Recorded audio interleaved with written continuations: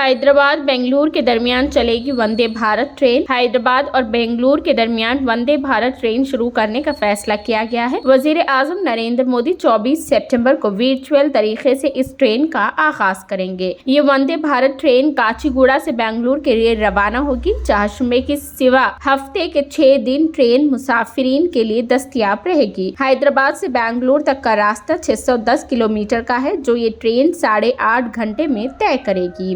वाज़ेह रहे कि तेलंगाना के लिए ये तीसरी वंदे भारत ट्रेन है। क़ब्ल अज़ीद 2 वंदे भारत ट्रेनें शुरू की जा चुकी है।